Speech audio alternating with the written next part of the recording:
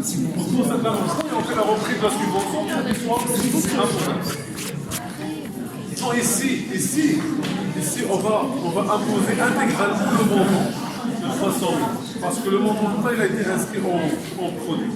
Pour le cas des subventions d'investissement, la subvention elle apparaît dans la classe 1 et année par année, on reprend une quote-part qu'on met dans la classe 7.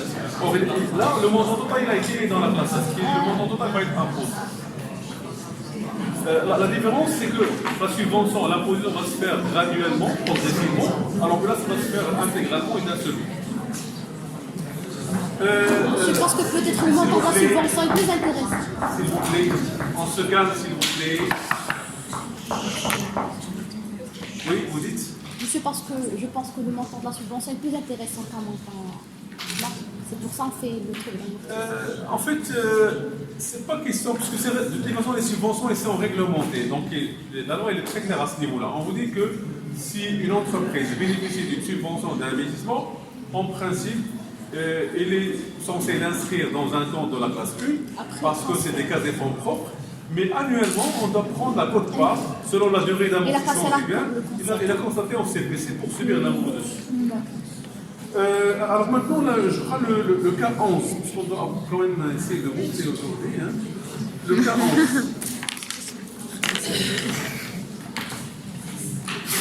Alors, qu'est-ce qu'on nous dit dans le cas 11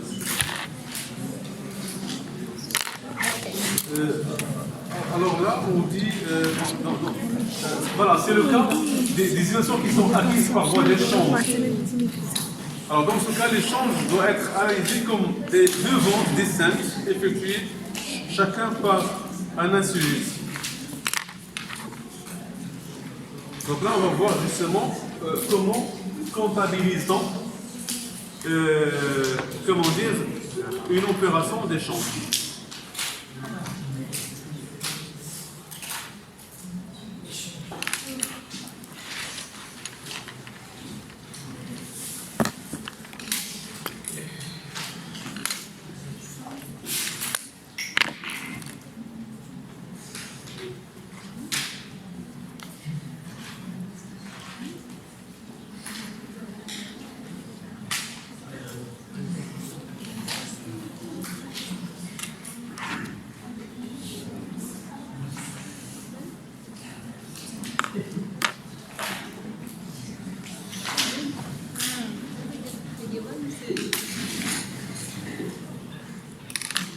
En fait, on va comptabiliser l'opération chez les deux entreprises, d'accord? On va commencer par l'écriture à passer chez la première entreprise. L'entreprise donc neuve.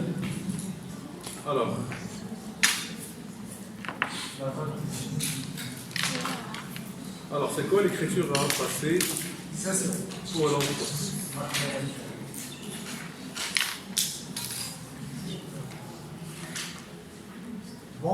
Alors là, c'est une entreprise de montage de matériel roulant qui a livré le 18-6 à l'entreprise agro-moderne un camion contre deux petits tracteurs pour l'entretien de l'espace vert.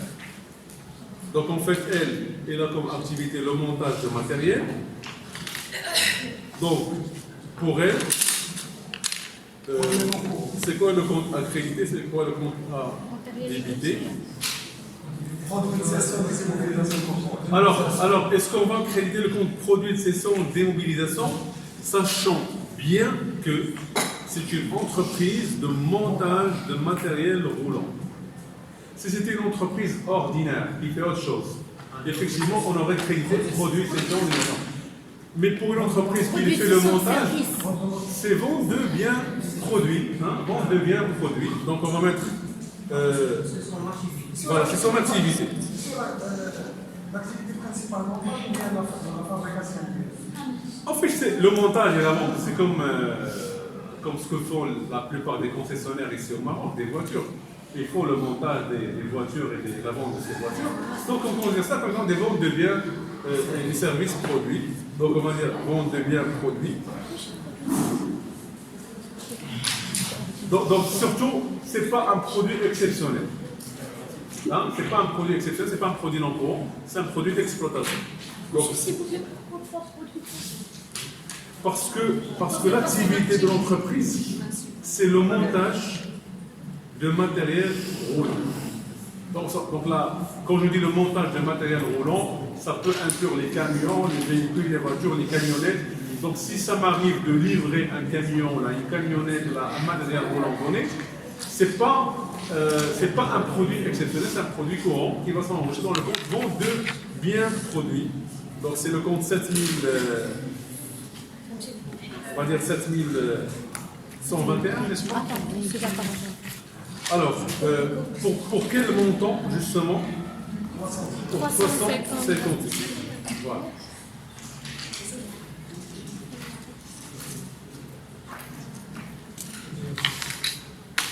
Et bien sûr la TVA, TVA facturée pour 20%.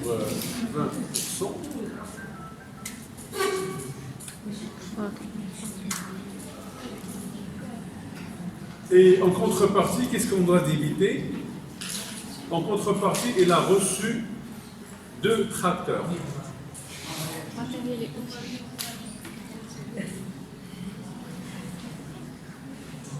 Il n'y a pas un compte dans le plan comptable qui s'appelle tracteur. Entre C'est pas le droit de mettre utilisation. tracteur. Donc qu'est-ce que je vais mettre alors? Enfin, transport. Oui. Oui, écoute.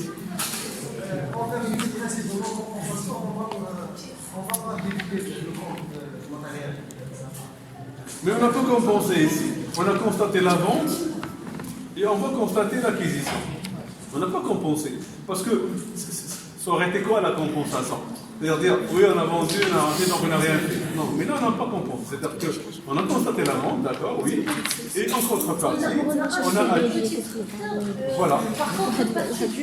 Voilà, on parle de la livraison d'un camion. Alors c'est quoi le compte à utiliser? Est-ce que c'est vraiment un matériel et outillage? Le tracteur, c'est... Autre utilisation incorporée. Est-ce que c'est un matériel? Non, monsieur. Oui, au Maroc, il l'est. Hein. En tout cas, je crois que le Maroc, il l'est.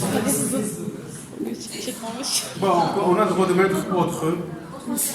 Voilà, autre émotion corporelle. زين نفيكم في الغشاش ديالي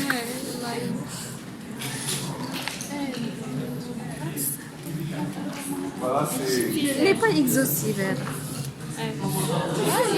ايوا واخا اوتر بحال ديك كيس امين كيزيد لك اوتر Ah, ils sont déjà montés.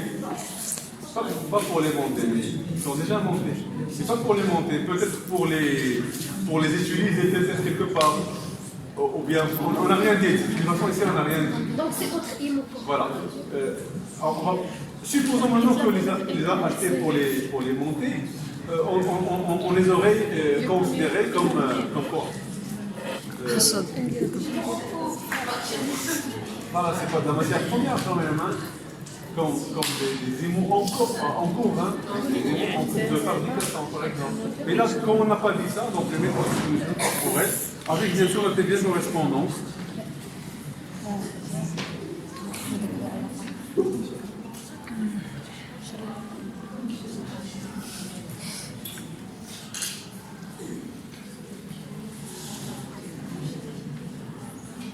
Pour toujours 350 000 et...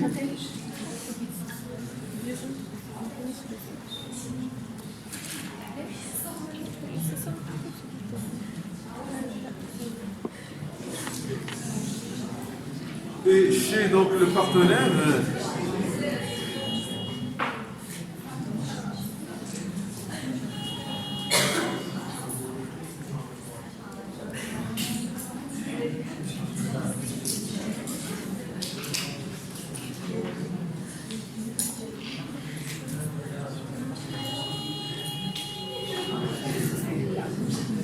ça va être quoi l'écriture ici? Matériel de transport et d'accessoires.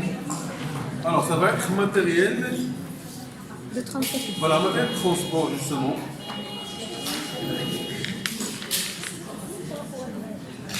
Donc le fait d'avoir acquis un camion, c'est un matériel de transport pour 350 000 bien sûr. C'est la TVA correspondante. État TVA récupérable sur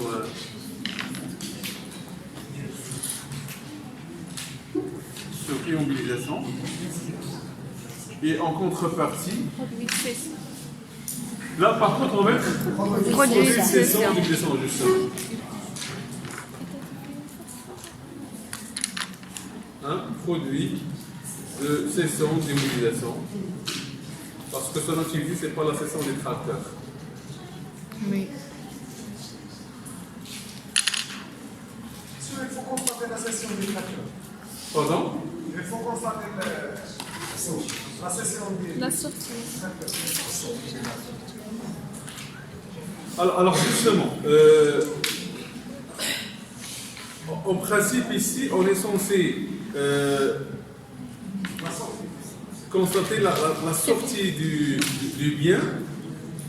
Et dans ce cas-là, on ne va pas utiliser un compte de la classe 7, mais plutôt un compte de la classe 2.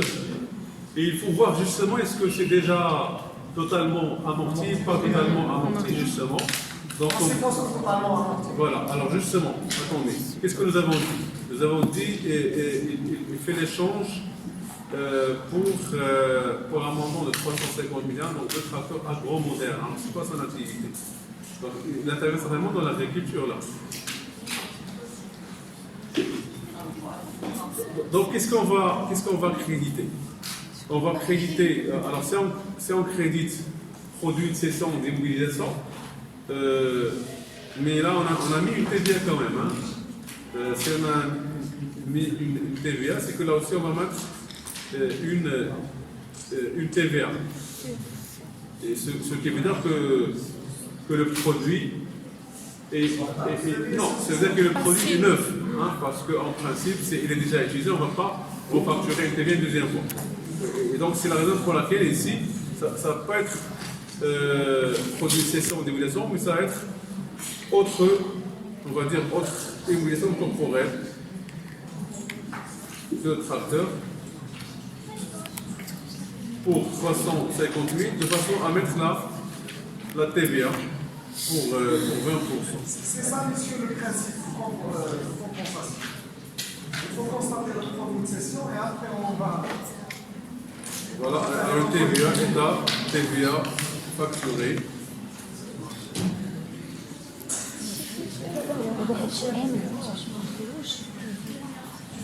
Alors 2300, 80, 4456, 2340 et plutôt 5455. Oui, alors j'écoute maintenant. Oui, s'il vous plaît. Alors, est-ce que vous êtes d'accord ou pas sur l'écriture? Monsieur, je n'ai pas bien compris. Alors qu'est-ce que vous n'avez pas bien compris? Alors, c'est quoi l'hypothèse que j'ai retenue ici? C'est que les deux tracteurs ne sont pas déjà utilisés. Hein, ils ne sont pas. C'est pourquoi j'ai facturé la TVA. Je n'ai pas constaté l'amortissement. Parce que s'ils sont déjà utilisés, il faut compter l'amortissement et il faut constater la VNA.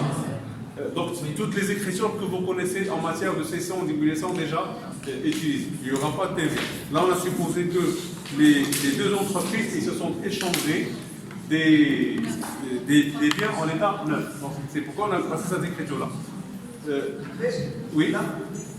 L'impact de cette écriture sur le CPC de l'entreprise agro-moderne, Oui. il n'y a pas de produit de cession mentionné sur le. Il n'y a pas de produit de cession parce que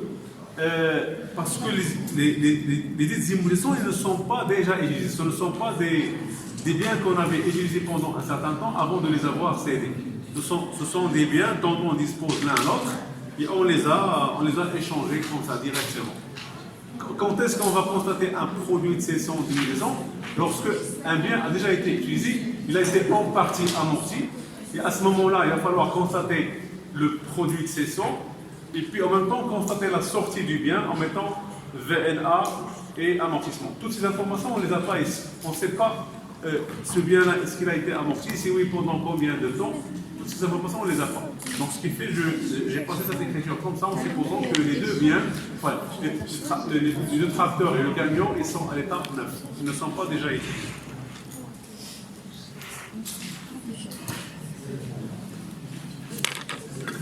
Donc en fait, ici, la lecture que l'on doit faire de l'opération, c'est qu'on a acquis un matériel de transport et au lieu que ça soit réglé par chèque bancaire ou par virement bancaire, ça a été réglé moyennant la renonciation à une immobilisation qui est en fait, je dirais, deux tracteurs.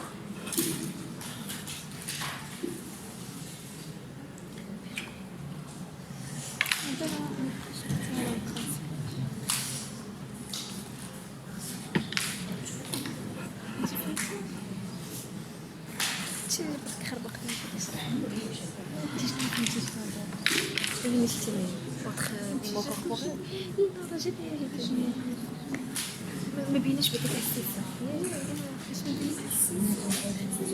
بحال ما درتي لا سيسيون لا والو.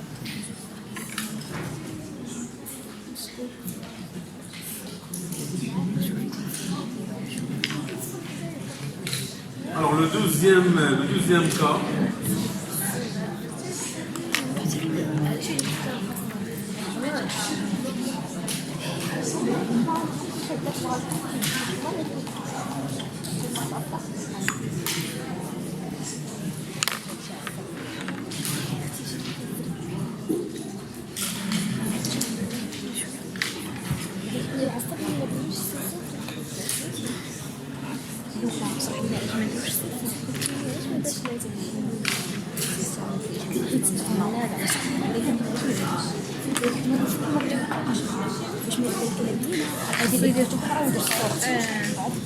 donc le cas 2 c'est quoi? C'est le cas de...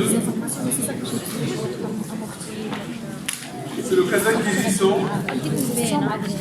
d'immobilisation par voie d'apport en nature.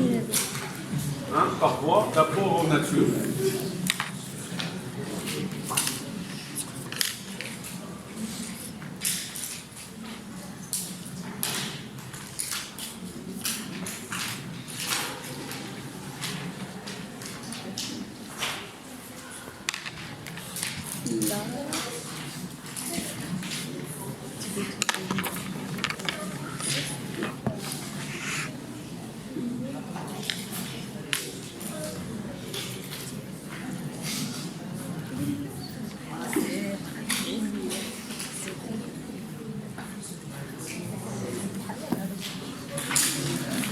Donc en fait ici nous devons constater pratiquement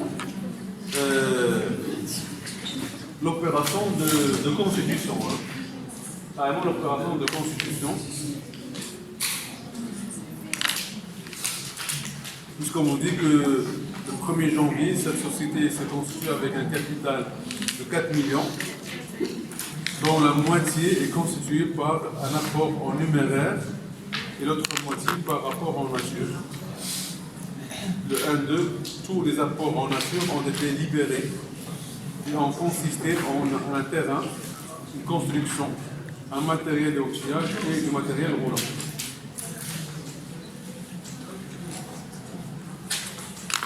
Alors ça fait bien 2 millions.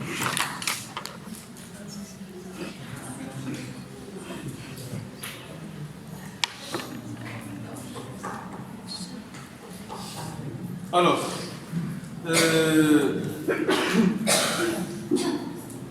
je crois que il faut rappeler que dans une opération de constitution, toujours on doit distinguer deux principales étapes qui sont la souscription et la libération, justement. Hein, la souscription du capital et la libération. Alors, une souscription du capital, finalement, c'est quoi? C'est une promesse, justement. C'est une promesse d'apport. Une promesse d'apport, c'est un engagement pris par les associés de faire des apports. Et c'est la raison pour laquelle j'ai toujours dit qu'une promesse d'apport, ça doit s'analyser de la manière suivante. Alors, qui c'est qui va faire des promesses? Ce sont les associés. À qui vont faire la promesse? À la société. Donc, ce qui fait qu'à chaque fois qu'il y a une promesse d'apport faite par les associés, par la société, comment est-ce qu'il faut analyser ça comptablement? Il y a un adage qui dit chose promise, chose due. Hein? Chose promise, chose due. Ça veut dire que lorsque les associés font des promesses, cela déclenche pour la société, on va les associer quoi? Ça déclenche ou bien des créances. D'accord? Si je vous promets de vous apporter quelque chose, j'aurai une dette envers vous et vous allez avoir une créance envers moi. Donc maintenant la question est de savoir où est-ce qu'on va comptabiliser les créances. Alors les créances se comptabilisent dans quelle classe? La classe 3. Voilà. Donc ce qui fait que automatiquement, quand il y a souscription du capital, autrement dit, quand il y a promesse d'apport, il faut passer par la classe 3. Et justement, le compte approprié, en fait, c'est le compte 3461, associé, compte d'apport en société.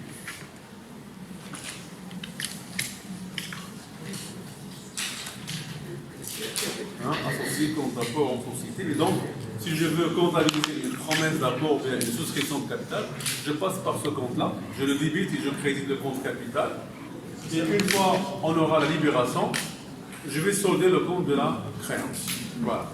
Donc, pour comptabiliser cette opération-là, on va passer par le compte de la classe 3.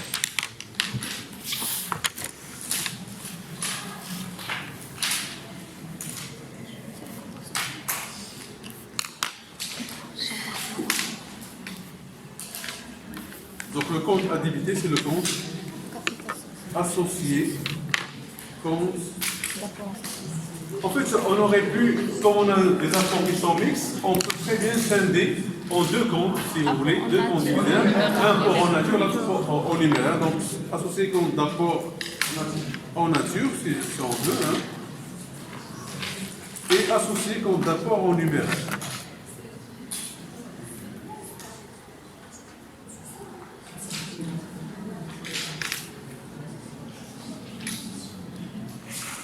Voilà, donc 2 millions, 2 millions.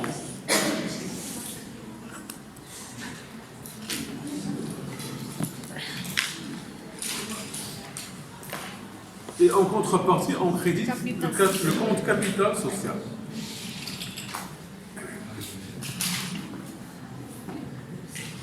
Donc là, je peux mettre 34,61, oui. Pardon, la proportion qui est à libérer, justement. Alors là, on n'a pas parlé d'une libération partielle, on a parlé donc. On a supposé que la libération va se faire intégralement. Voilà, donc là, je peux mettre 34,61, 1, et là, 34,61, 2 ou 3, comme je veux de toute façon. Hein. D'accord? Et donc, le capital, c'est 4000.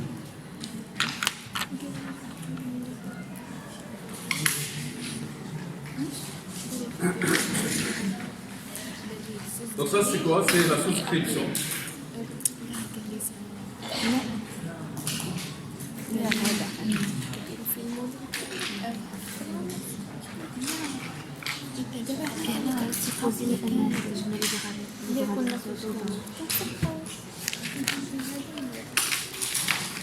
Et puis je constate la libération à la même date peut-être.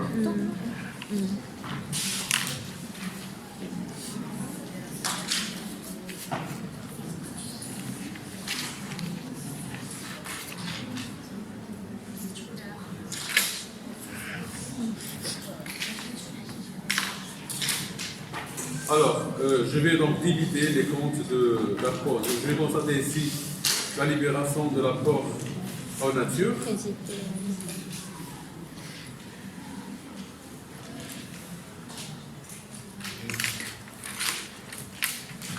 Alors, en débitant bien sûr le compte terrain, n'est-ce pas? Bâtiment.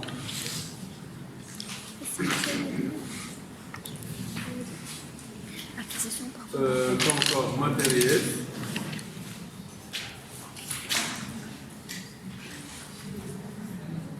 et outillage, matériel de transport.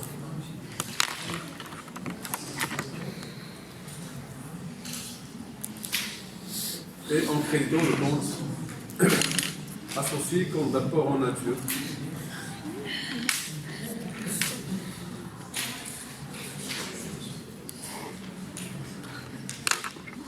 Voilà, donc c'est les 2070,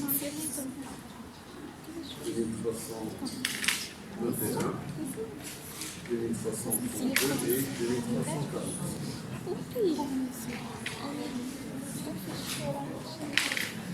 Pour des montants respectifs de combien de 500, n'est-ce pas? Le deuxième élément, c'est 700 et 400.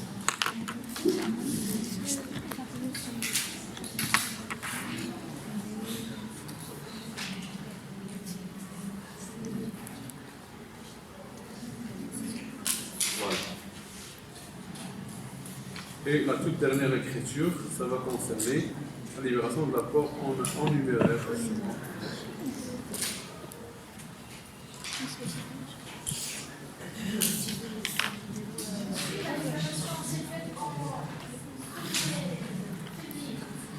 Février.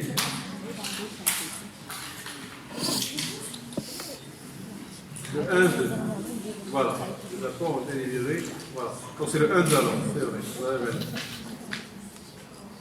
Donc c'est le 1, 2. La même chose ici, c'est le 1, 2. Donc je vais mettre ici la banque et associer compte d'apport en nature. En numéraire. Voilà, compte d'apport en numéraire.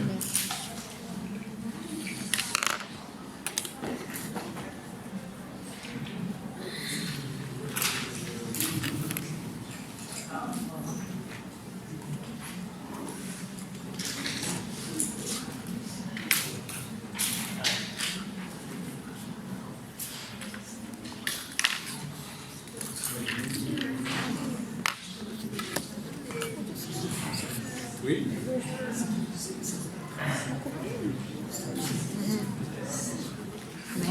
Construction sur le terrain.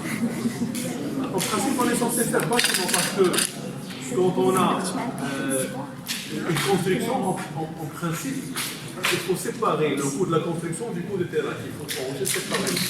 Maintenant, si on construit sur le terrain d'autrui, on est propriétaire de la construction et pas du terrain. Donc, on aura que le coût construction qui est notre propriété. Mais le terrain va toujours rester à la propriété.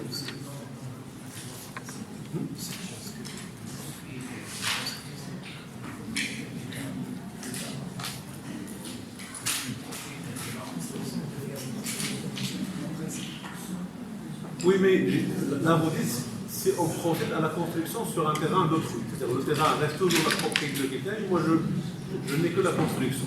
Donc si je veux avoir, comment dire, une comptabilisation qui reflète fidèlement la situation, je vais avoir juste la valeur de la construction et pas celle du terrain, étant donné que le terrain ne m'appartient pas. Maintenant, supposons que j'ai acheté le tout. Quelqu'un d'autre qui a acheté le tout.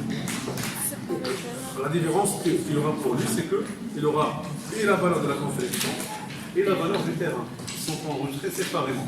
Pourquoi il est censé les enregistrer séparément? Pour pouvoir amortir la construction, mais non pas le terrain, tout simplement.